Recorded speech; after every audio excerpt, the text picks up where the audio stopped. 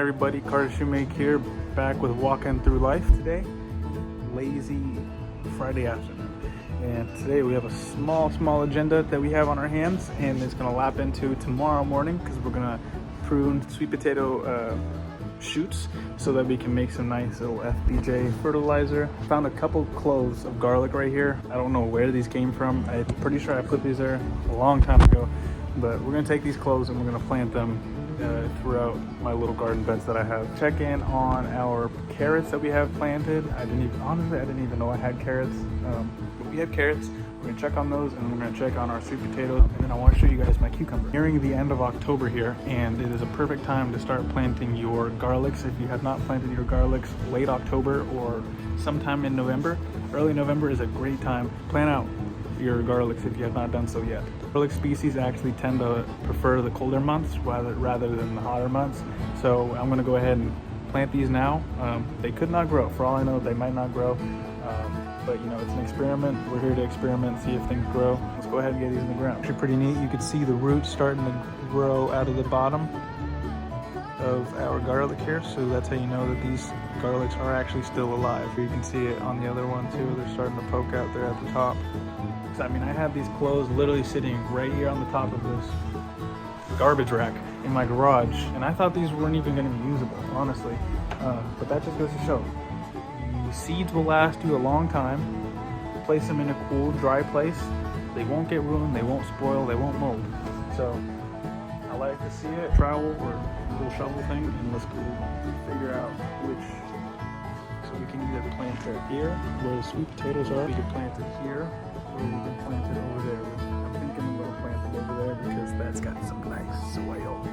It's my neighbor's little garden. It's not mine technically, but I'm the only one that takes care of that thing. So time for me to harvest this cucumber. I'm gonna look in here and think everything's dead. And then whoop-bam! Look at this sucker, baby.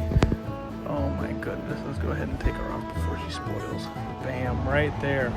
It's the size of my hand, boys. This is a pickling cucumber, but unfortunately, this is about one of the only ones that we got here. This plant has definitely died over, and this plant has seen better days, but got one cucumber.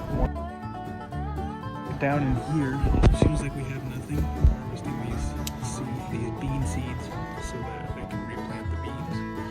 But if I don't replant them, they're just gonna fall and replant. I want to have a whole bunch of beans in here, so I'm gonna go ahead and move that to the back.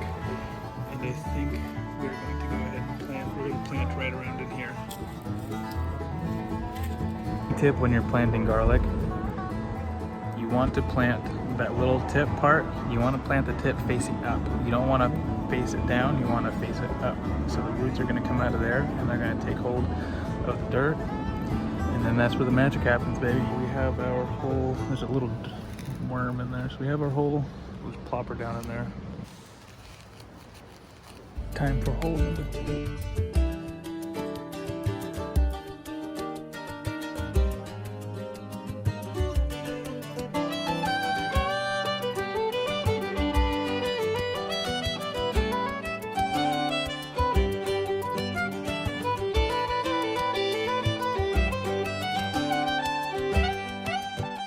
That's 2 garlics in the ground. Those won't be ready till about next spring, early spring. So 2 garlics in the ground, 1 freaking large pickle right here. This is freaking Pickle Rick.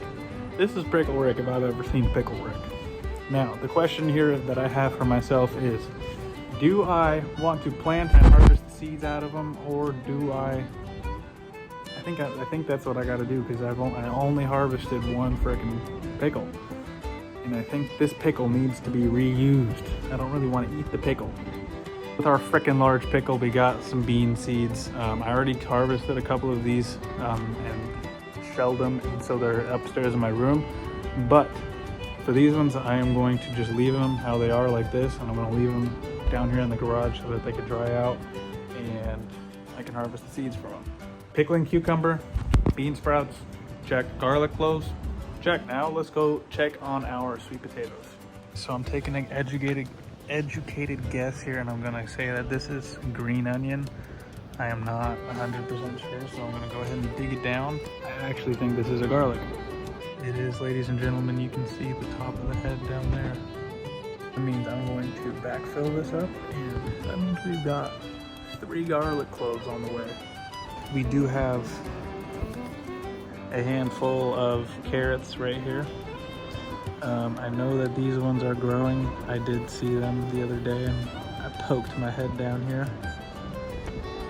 There you go, there's a little orange right there. We will leave these in the ground for some more time. And the main show is our sweet potato slips that we planted some odd time ago, and obviously you can see they have started to take off. Started to take off in every which way. Didn't know something about sweet potato plants. You may think that they're really not growing once you plant your slip. Trust me, they are. They're just putting down roots. Just same thing like bamboo. They're gonna put down roots, they're gonna put down roots, they're gonna feed the soil, put down roots, yada yada yada, and then all of a sudden you're just gonna see a sprout in all of the leaves and all of the stems. That means tomorrow when I come out here early in the morning, because for FPJ you need to come out and cut the plants early in the morning. It changes the whole microbiome of the plants. When I cut the slips off, or when I cut the vines off, I'm not gonna cut it down all the way. I'm gonna cut it back like 2/4 of the way or whatever. The thing about sweet potatoes is that when you prune them, they're going to focus all of that energy. Instead of putting it into the plants and the leaves, they're going to focus that energy and put it right back down into the roots and make more sweet potatoes. There's not a whole lot over here, but I still want to check it and fill you guys in because I want to start being more consistent. Seems like we have a lot, but we really don't. This is just an evergreen plant that I got from the store. It's not too special. All of this, everything you see with the white flowers on top, is buckwheat. Bunch of buckwheat down here because I want to crimp the bottoms of these buckwheats so that it just lays over the top of the dirt and it's kind of like a green mulch. Assume this is cilantro, this big fluffy plant right here, but at the same time, I have no clue. So all of you plant people out there, leave a comment below if you see or notice what this kind of plant is. It smells really, really good. Our buckwheat right over here, some random assortment of grasses right there, some random evergreen, actually the name is right here.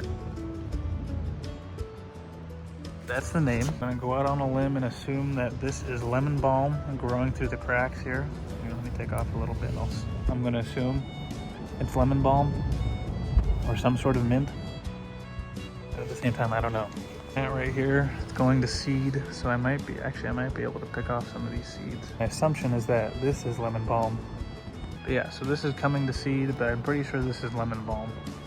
Oh yeah, this one is definitely very, very minty. God, I love that smell. Beautiful. Next to our couple sprouts of lemon balm, right in the back we have clover that I just threw down, literally just for the green manure effect. Fat hole right there. I have been having a serious problem with these damn squirrels, man. These squirrels have been pissing me off, digging holes in my garden. But we're almost done here. See, we have a giant slug massacre here, and these slugs clearly love coming out and chewing on this sweet potato slip that I planted. In here is literally only maybe 4 or 5, 6 inches deep, so it's really not deep soil. So what I'm utilizing the sweet potato slips for is to expand the soil and to break up the soil, because the soil on the bottom is more compact, and so I'm using the sweet potatoes to expand the soil, because as you know, sweet potatoes will root down and then expand. So I'm hoping to do so with the soil down here. Here's the last one. We have some celery. Obviously the celery is not doing too hot. The celery has definitely seen better days, but I'm pretty sure it's actually dying as we speak. But hey, it was worth a shot. Frickin' plans, I'm gonna go plant this in the front garden. I got off a whole bunch of dirt from this damn thing. I got a whole bunch of dirt stuck in my eye. Planted over here, right next to where we planted our garlics.